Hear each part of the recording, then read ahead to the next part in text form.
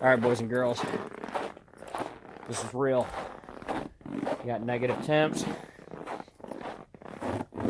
This channel's been lacking some good content. It's been snowing like a bear out here in Michigan. Pretty sure my neighbor's van just had to be pulled out. And the Camry's been sitting.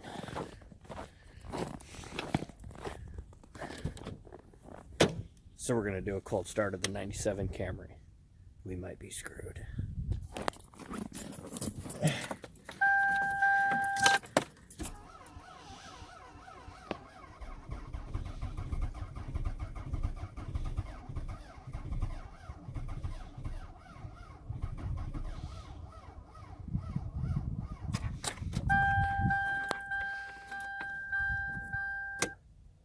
Well, naturally, we're going to try it one more time.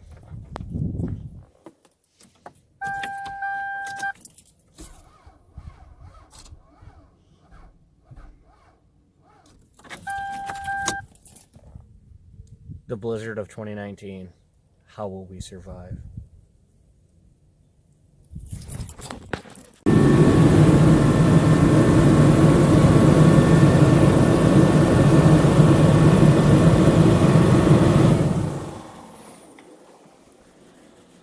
So guys, hope you all are having fun in this, well, at least out in our area, this polar vortex that we're having. A little bit cold outside.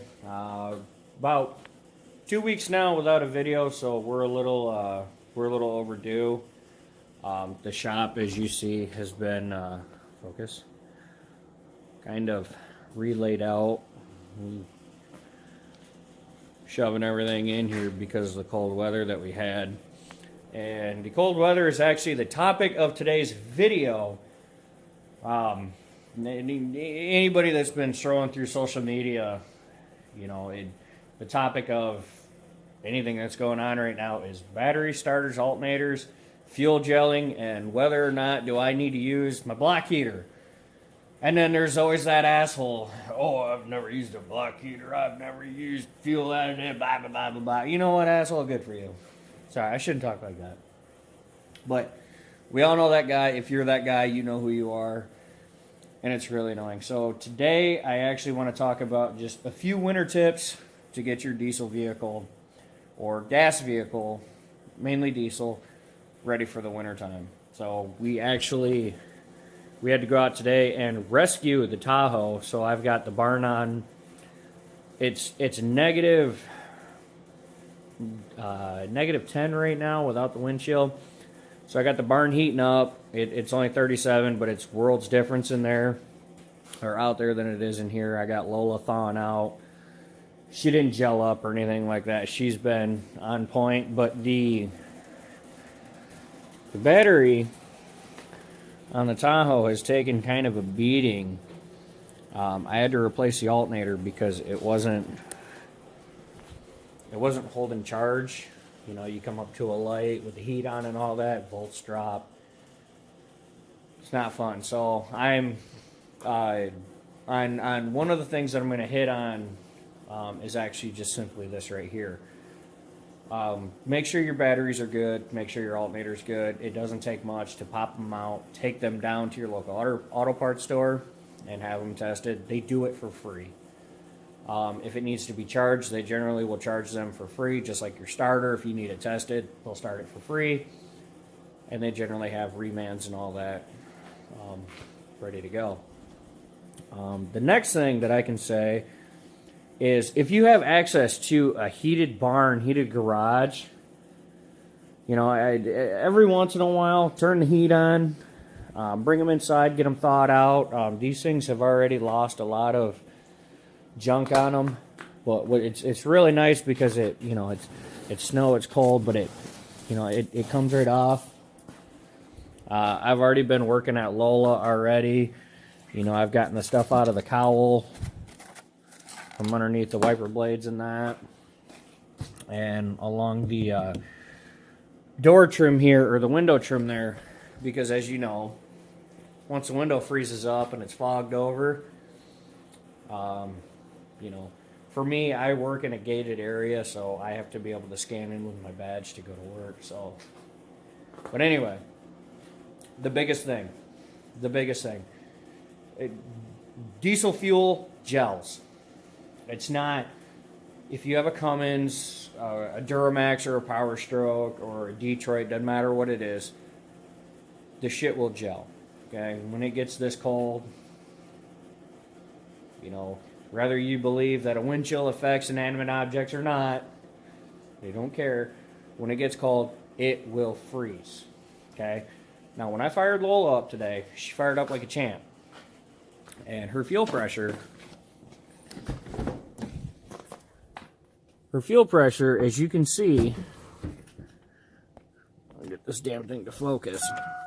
So she's warm now, but she sits at about 9 to 10 pounds of pressure. And she was at that when I started it up. No, it wasn't plugged in because I didn't think that I was going to need it. When I took off today, get going down the road, get the Tahoe jump started. Now it was only 10 minutes up the road. And the time it took me to high idle this thing, get this thing jump started and come back, I started getting into the throttle, and her fuel pressure went from about that 9 to 10, and it dropped below 6. So that fuel's getting thick. And that's where your additives come into play. Myself, I use Stanidine.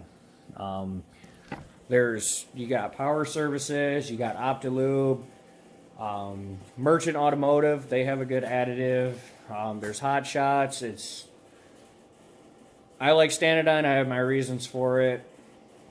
It's like politics. Let's just leave it at that. So, but anyways, let's take a look at what we have here.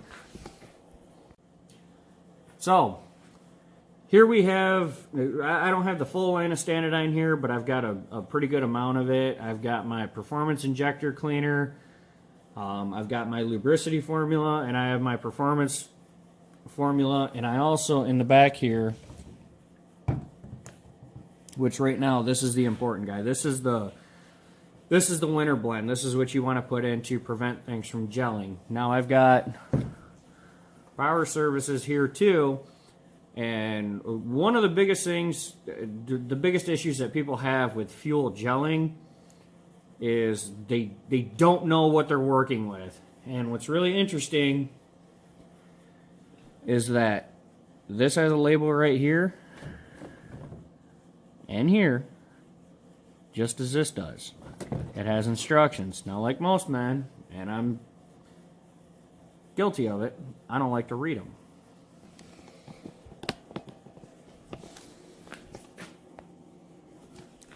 But once you're put in that shitty situation, you learn, you don't forget. So the biggest misconception that winter additive gets, you can see how cold it is on my mirror. One of the biggest misconceptions that winter additive gets is storage, okay? Now, we don't live in a perfect world. Not everybody has a heated toolbox on their truck. But the best time to add your winter formula is as you're filling up, okay? You want to keep the additive itself at above 40 degrees ambient air temp, or 40 degrees for ambient air temperature. My barn doesn't stay heated year round. I leave it in the house. I wrap it in plastic, that way you can't smell the fumes. Put it in a box, put it high up away from the dogs and the kids. But when you fill up at the pump, the tanks in the ground, they average about 60-some degrees. So they have all that thermo shit going on down in there. So you have fuel coming in at 60 degrees as it goes through. Comes up from the tank, goes through the pump filters, you know, all that fun stuff, and then gets returned. You know, it gets returned, or the fuel return, the fuel is warmed through the fuel heater, goes through the engine, it's warmed, and it gets returned. So it will warm up the fuel in your tank. So as long as the additive itself is above 40 degrees, you throw it in there, fill the truck out. That's the best way to do it. That is, and don't, for the love of God, do not Do not overdose on it.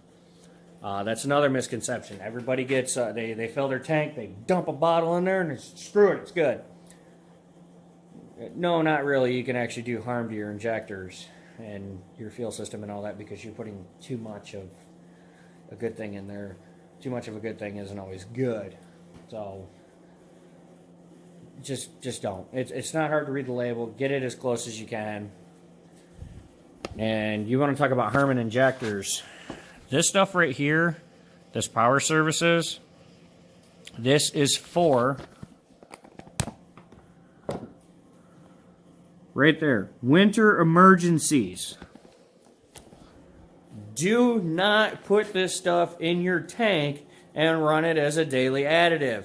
This is meant to be used after the damn thing gels up. This right here, what it does is it actually melts everything with inside of your filters, inside of your lines. This is to get you on the tow truck.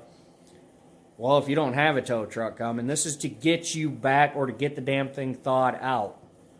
Okay? This is not, that doesn't, no. Okay? That's not something you need to run in every tank. That's for emergencies only. But I do have it here because I like running it inside of the heater. Like I said, the barn's not always heated, so I keep that in there. It's also a steel tank. So it only holds like 10 gallons, so it'll freeze. So that's really the only reason why I have it. So far, I haven't had an issue with fuel gelling. Knock on wood. So we've hit on batteries, starters, alternators, fuel additives. Now the next one, your block heater. Okay, your truck has one of these. Test it first, make sure it's good. Test it in warmer weather, because again, previous video, I don't want to get into it. But you have a block heater. Plug the damn thing in, okay? They're not hard to do, okay? Plug it in. If it's got to be replaced, it's like $150 or less. I've got Eric Merchant's Merchant Automotive's 1,000-watt kit. I got the block heater cord and the element. Like I said, I want to say it was about $150. Don't quote me on it.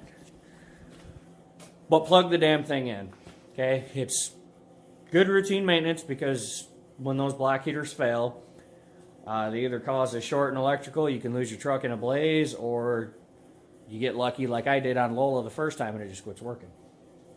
But plug the damn thing in.